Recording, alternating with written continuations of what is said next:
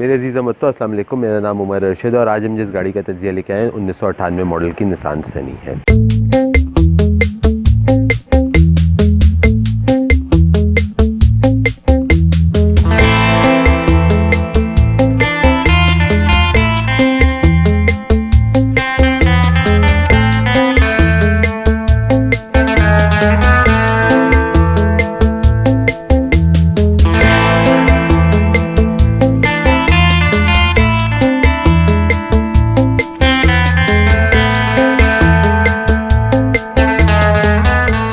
हमारी website www.bamwheels.com के नाम से मौजूद है। आप हमारी वेबसाइट पर जाकर देख सकते हैं। अगर आप ये जानना चाहते हैं कि मेरा जो इन गाड़ियों के हम तज्ज़ियात करते हैं उनमें मेरा तफसीलन क्या ख्याल आता है, वेबसाइट पर जाकर देख सकते हैं। इसके अलावा हमारा इंस्टाग्राम चैनल भी मौजूद है जो कि बैम व्हील्स के ही नाम से। आप हमारे इंस्टाग्राम चैनल पर जाकर देख सकते हैं अगर आप ये देखना चाहते हैं कि आने वाले वक्तों में कौन सी गाड़ियों के तज्ज़ियात किए जाएंगे। निसान जो है निसान सनी पाकिस्तान में बहुत कॉमन और मशहूर गाड़ी थी 80 और 90 की शुरू की दिहाई के अंदर। निसान से पहले डाटसन होती थी जिसको निसान ने रिप्लेस किया था और डाटसन 70-80 की दिहाई में बहुत ज़्यादा मशहूर थी। 1994 में इंटरनेशनली निसान सनी की ये जनरेशन को मुतारिफ़ किया गया था जिसको B14 कहा जाता है। बदकिस्मती से ये गाड़ी की जो शेप थी उसकी वजह से ये गाड़ी इतना अच्छा का नहीं चल सकी और ये गाड़ी ना ज़वाल देखा। मैं क्यों कहता हूँ बदकिस्मती से, क्योंकि मेरे राय के मुताबिक ये गाड़ी जो गाड़ियाँ हैं उनके अंदर टेक्नोलॉजी वाइज अपने वक्त से आगे की गाड़ी थी और ये बहुत ही एक उम्दा गाड़ी है। मैं आपको दिखाता हूँ कि मैं ऐसा क्यों कह रहा हूँ। इस गाड़ी के अंदर हमें ये 1997 में पाकिस्तान में बनना शुरू हो गई थी और इस गाड़ी के अंदर हमें 1400 सीसी पेट्रोल और 2000 सीसी डीजल इंजन मिलते थे। जो 1400 सीसी पेट्रोल गाड़ियाँ होती थी उसके अंदर आपके पास 5 स्पीड मैनुअल और 4 स्पीड ऑटोमेटिक का ऑप्शन मौजूद था। जिस गाड़ी का हम तज्ज़िया करें 40,000 किलोमीटर चली हुई गाड़ी है और एक बहुत ही उम्दा कंडीशन के अंदर गाड़ी है। तो मैं आपको दिखाता हूँ इस गाड़ी के अंदर क्या क्या खसूसियात है, उसके बाद हम इस गाड़ी को एक टेस्ट ड्राइव के लिए लेके चलेंगे देखने के लिए गाड़ी चलने में कैसी है। जैसे कि मैंने बताया इस गाड़ी की शेप के अंदर काफ़ी सारे लोगों को पसंद नहीं आई थी। आप अगर इसकी हेडलाइट देखें, बोनट देखें, बिल्कुल एक सीधा सा बोनट की लाइन जा रही है। हेडलाइट रेडिएटर ग्रिल जो है ये थोड़ा सा छोटे साइज़ का रेडिएटर लगती है, हेडलाइट काफ़ी बड़ी लगती है। तो देखने में ये प्रोपोर्शंस के अंदर थोड़ी सी शेप ऐसी थी कि उस वक्त भी लोगों को समझ में नहीं आई थी और आज भी लोगों को ये वाली शेप समझ में नहीं आती है। इस गाड़ी के अंदर निसान का GA14 DS इंजन आता है। ये 16 valve dual overhead cam engine है जो कि 75 हॉर्स पावर और 112 न्यूटन मीटर टॉर्क जनरेट करता है। इस गाड़ी के अंदर वो 5 स्पीड की मैनुअल और 4 स्पीड ऑटोमेटिक ट्रांसमिशन मिलती थी। इस गाड़ी की जो ख़ास बात थी वो सस्पेंशन में थी। इस गाड़ी की मल्टी लिंक सस्पेंशन थी जो कि आपकी क्रॉस लिंक थी बेसिकली। तो उल्टे हाथ की सस्पेंशन सीधी तरफ और सीधे हाथ की उल्टी तरफ थी दी हुई, जिसकी वजह से गाड़ी की कंफर्ट जो था वो बहुत ही उम्दा कंफर्ट और ड्राइव थी इस गाड़ी की। अगर हम गाड़ी के साइड पे आते हैं तो आप यहाँ पे भी अगर देख सकते हैं तो इसकी पीछे से थोड़ी सी गोल मटोल सी इसकी शेप है। ये शेप और ये डिज़ाइन उस वक्त भी लोगों को इतना पसंद नहीं आया था और आज भी इस तरह की शेप लोगों को पसंद नहीं आती। डिक्की पे आपके पास पावर एंटेना भी दिया हुआ है। जैसे आप रेडियो ऑन करते हैं इसका एंटेना ऊपर हो जाता है।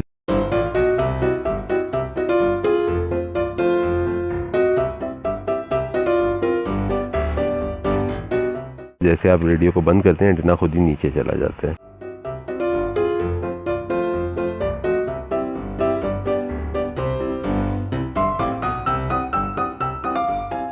ये इस निसान सनी की चाबी है, काफ़ी क्यूट सी छोटे से साइज़ की चाबी है।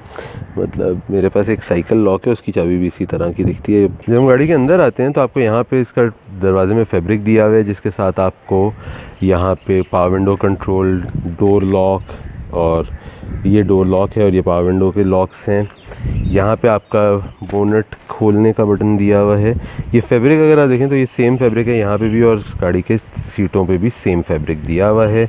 यहाँ पे आपके पास सीट को रिक्लाइनर है, सीट की हाइट एडजस्टमेंट है और इधर आपके पास फ्यूल और डिक्की खोलने का है कि अगर आप उसे उठाते हैं तो डिक्की खुलती है, नीचे गिराते हैं तो फ्यूल टैंक खुलता है। फिर आपके पास यहाँ पे आपके पास आपका एक 4 स्पोक स्टीयरिंग व्हील है। आपके यहाँ पे ऑटोमेटिक डोर मिरर कंट्रोलर्स हैं। आपका स्पीडोमीटर अगर आप देखते हैं तो उसमें आपके पास एनालॉग ऑडोमीटर, एनालॉग आपका ट्रिप मीटर है। ये आपकी घड़ी दी हुई है, टेम्परेचर, फ्यूल और आपका आरपीएम मीटर और स्पीडोमीटर। डैशबोर्ड एक नहायत ही खूबसूरत डार्क ग्रे और लाइट ग्रे कॉम्बिनेशन के अंदर है। अगर आप देखें यहाँ पे आपके पास मैनुअल क्लाइमेट कंट्रोल है, कैसेट प्लेयर है, एक स्टोरेज सॉकेट दिया हुआ है। ये आपके पास यहाँ पे 2 कप होल्डर्स हैं, लाइटर की जगह, एशट्रे। यहाँ आपके पास आपका ऑटोमेटिक ट्रांसमिशन आ जाती है शिफ्ट ओवरड्राइव बटन के साथ।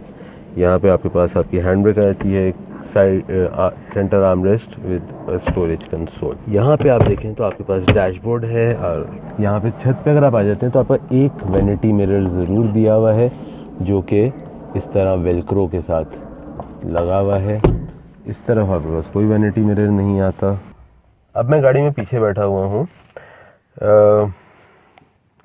जो पूरा एक रूम है, ये काफ़ी इंटरेस्टिंग सी जगह है, काफ़ी मुझे खुला और आराम से सब कुछ दिख रहा है। इस तरह से 3 लोग आराम से बैठ सकते हैं यहाँ पे, 4 लोग थोड़े से तंग हो जाएंगे। लेग स्पेस जो है वो ठीक है, मुनासिब है, थोड़ा बेहतर हो सकता था। सर के ऊपर जो जगह है ये भी मुनासिब है, अगेन काफ़ी उस तरह से अगर देखा जाए तो मुनासिब जगह है। इस जगह पे मुझे जो मिलती है, हेडरेस्ट वगैरह कोई नहीं है।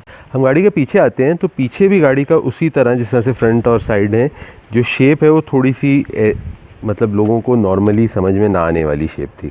आप अगर देखें तो इसकी जो लाइट्स है वो बहुत ही एक पतली सी पट्टी जा रही है पीछे लाइटों की, उसके नीचे काफ़ी खाली जगह दी हुई है। यहाँ पे अगर आप देखें तो आपकी ब्रेक लाइट है, यहाँ पे आपकी इंडिकेटर लाइट है, यहाँ पे आपका रिवर्स लाइट है, फिर आपकी पूरा एक बीच में गार्निश है लाल रंग में रिफ्लेक्टर गार्निश जिसके ऊपर आपको निसान का लोगो मिलता है। थर्ड ब्रेक लाइट आपकी यहाँ पे आती है। ये मुझे पर्सनली काफ़ी पसंद थी उस वक्त भी, बाद में मर्सिडीज़ वगैरह में भी इस तरह की चीज़ आई, लेकिन समाओ यहाँ पे लोगों को समझ में नहीं आई। EX सलून का यहाँ पे आपको एक लोगो मिलता है। ये आपका EX सलून इस गाड़ी का वेरिएंट था। तो जो लोडेड वाली थी उसको EX सलून कहा जाता था, जो सादी थी उसको FE कहा जाता था। डीजल के अंदर आपको FE मिलती थी, पेट्रोल में आपको FE मिलती थी, और फिर EX सलून या डीजल सलून थी। जो ऑटोमेटिक ट्रांसमिशन है वो अलबत्ता सिर्फ आपको EX सलून में मिलती थी। FE जो सादी गाड़ी थी उसमें नहीं मिलती थी। SNE का एम्बलम है, नीचे आपके पास ऑटोमेटिक का एक स्टिकर है। ये इस गाड़ी की डिक्की है, आपके पास काफ़ी मुनासिब साइज़ की डिक्की है, और फिर उसका जो टायर वगैरह आपका जो स्पेयर है वो आपको सारा कुछ यहाँ पे मिल जाता है। तो ये इस गाड़ी की तमाम तर खुसूसियात थी। अब इस गाड़ी को एक टेस्ट ड्राइव के लिए लेके चलते हैं, देखने के लिए गाड़ी चलने में कैसी है। यहाँ तो अब मैं ये निसान सनी चला रहा हूँ। इसकी ड्राइव क्वालिटी बहुत ही आरामदेह है, मतलब मुझे खड्डे वड्डे इसके फील नहीं हो रहे हैं, जो कि इसकी एक गाड़ी की खसूसियत थी उस वक़्त कि इसकी ड्राइव क्वालिटी आरामदेह होती थी। स्टीयरिंग में इसका हल्का सा प्ले है। मुझे नहीं पता कि इस गाड़ी की स्पेसिफिक इस गाड़ी का ये मसला है या ये इस जनरेशन की जितनी भी गाड़ियाँ हैं उनके अंदर ये मसला है, लेकिन हाँ इसके स्टीयरिंग में थोड़ा सा प्ले ज़रूर है। गाड़ी की ब्रेक्स इतनी शार्प नहीं है, बिकॉज इसके अंदर आपको ABS ब्रेक्स नहीं मिलती, तो ब्रेक्स इसकी इतनी शार्प नहीं है। पार्ट्स इसके अवेलेबल हैं, मतलब आपको मिल जाते हैं पार्ट्स, लेकिन इतने आराम से इसके पार्ट्स आपको नहीं मिलते कंपेयर अगर आप करें इसी नस्ल के ऐसी ज़माने की जो दूसरी गाड़ियाँ थी उनके मुकाबले में। इस गाड़ी के पार्ट्स आपको इतने आराम से नहीं मिलते। एक्सेलरेशन गाड़ी की मुनासिब है, कोई इतनी अच्छी एक्सेलरेशन नहीं है। गाड़ी है बहुत ही कंफर्टेबल, जो कंफर्ट है गाड़ी का वो बहुत बेहतरीन कंफर्ट है इस गाड़ी के अंदर। वो इस गाड़ी की खसूसियत थी उस वक़्त, और वो इस गाड़ी के अंदर है कि आपको इस गाड़ी के अंदर कंफर्ट मिलता है। फिर अगर हम बात करते हैं इस गाड़ी के अंदर आपके रीसेल वगैरह की, तो बिक जाती है 3 से 5 लाख रुपए के दरमियान में आपको गाड़ी मिलती है। उतने पैसों में आपको ऐसे कुछ और मिलता नहीं है, तो अगर आप उस लिहाज से देखें तो बिक जाती है और अच्छे मुनासिब पैसे आपको मिल जाते हैं इस गाड़ी के।